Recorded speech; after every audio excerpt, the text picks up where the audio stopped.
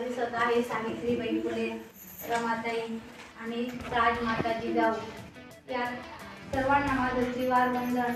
कारण आज यांच्यामुळेच आपण या ठिकाणी आहोत। सावित्रीबाई फुले या भारताच्या पहिल्या महिला शिक्षिका आणि त्यांच्यामुळे आज आपल्याला ज्ञान मिळालेले आहे, शिक्षण मिळालेले, म्हणून आज आपण या ठिकाणी आहोत। त्याचप्रमाणे रमाईताई डॉक्टर बाबासाहेब आंबेडकरांच्या पाठीशी अगदी खंबीरपणे उभं राहून त्यांना सहकार्य केलं, त्या रमाईताईंनाही माझं मानाचा मुजरा।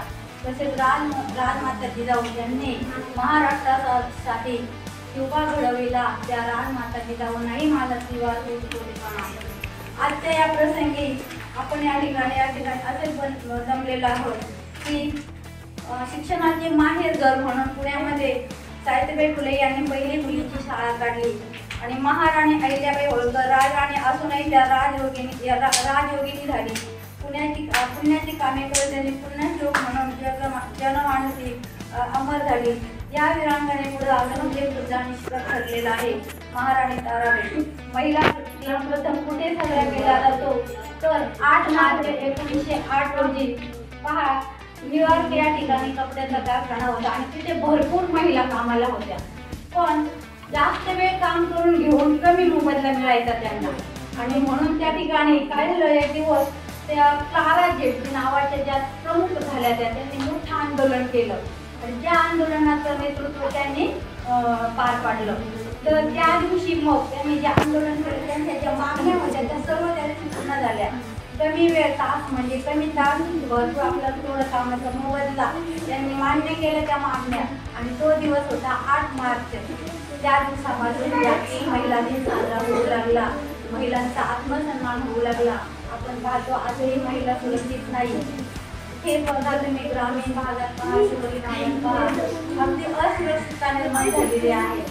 तर आजच्या या दिवशी आपणही आपल्या मुलींना खंबीरपणे कसं जगता येईल, कुठंही गेलं तर आपल्याला त्या ठिकाणी मुलींचं भविष्य आपलं सुरक्षित राहिलं पाहिजे, नाहीतर बाहेरचं वातावरण पाहिलं म्हणून आपण मुलींचं शिक्षण थांबवू नका, त्यांना आपण प्रोत्साहन द्या आणि त्यांना अगदी म्हणजे आत्मनिर्भर बनवा, असं ते आजच्या महिला दिनी तुम्हाला सांगू इच्छिते।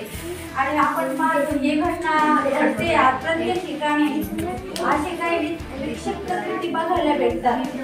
तर मुलींचं प्रमाण कमी झालेलं आहे आणि मुलांचं प्रमाण जास्त झालेलं आहे। याचं कारण म्हणजे आपण काय करतो, मुलींचा गर्भ असेल तर आपण गर्भपात करतो, त्यामुळे मुलीवर अशी वेळ लागलेली आहे। महिलांना माझ्या हात जोडून विनंती आहे की कुणीही मुलीसाठी गर्भपात करू नका, कारण बघा राजमाता जिजाऊ यांचे वडील लखुजी जाधव होते, ज्यावेळेस राजमाता जिजाऊंचा जन्म झाला हत्तीवर बसून त्यांनी साखर वाटली अख्ख्या गावभर, एवढा आनंद त्यांनी व्यक्त केला।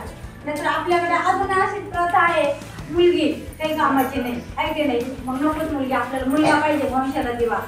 पण बघा एक मुलगी शिकली तर ती अख्खं कुटुंब शिकवते बघा, आणि मुलगा आहे तो फक्त त्याच्याच घरापुरतं मर्यादित करतो, कुणी पाहुणा आलं काही झालं तर मुलगी पटकन आपल्या घराची शान राखते। कसं, एक उदाहरण सांगते तुम्हाला, तर एखादा पाहुणा आला घरात दूध नाही आणि तुम्ही समजा मुलाला सांगितलं अरे बाळा दूध घेऊन ये, त्याला तुम्ही 10 रुपयाचा ठोकळा दिला, तो ग्लास घेणार, खुळखुळ वाजत त्या पाहुण्यासमोरून दूध आणायला जाणार, असं दाखवलं मग पाहुणे लोट अरे घरात दूध नाही तर आणायला जावं लागते। पण मुलगी काय करते, ती पैसे हातात गुपचूप घेईल, ग्लास झाकून घेईल आणि गुपचूप दूध आणायला देईल, कळणार सुद्धा नाही। तर अशी ही घराची शान राखणारी, याच्यासाठी बघा घरात सुद्धा मुलीच जास्त कामं करतात आणि शाळेच्या मुलीच हुशार आहे मुलांपेक्षा। तुम्ही मुलांना इतका लाड करा, खाऊ घाला तरी ते अभ्यासात मागे असणार। तसंच तुम्ही मुलींना शिकवा, मोठं बनवा, त्यांना खंबीरपणे त्यांना वर आणण्याची ताकद तुमच्यापासून तुम्ही तयार करा। कारण आज पाहतो आपण जो प्रत्येक पुरुष यशस्वी पुरुष आहे त्याच्या मागे एका स्त्रीचा हात असतो। घरामध्ये काही कमी जास्त असेल तर ती स्त्री पूर्ण सांभाळून घेते, तुमच्या तेवढ्यातच कसं ऍडजस्ट करायचं, थोड्या पैशातच आपलं कुटुंब कसं भागवायचं हे स्त्रीला त्याची काय आलेली असते पूर्ण माहिती झालेली असते। घरात बघा स्त्री नसेल तर त्या कुटुंबाला काहीच महत्व नसतं। एक दिवस जर स्त्री 2 दिवस जर गावाला गेली तर माणसांचं जेवणाचं वांदं होऊन जातं। अशी ही परिस्थिती निर्माण झालेली असते बा। तर आत्मनिर्भर बनवा तिला, संकटाचा सामना करण्यासाठी तिला तयार करा, याच्यामुळे काय होईल आपला भारत देश सुरक्षित आणि सक्षम आणि बलवान बनला जाईल बघा।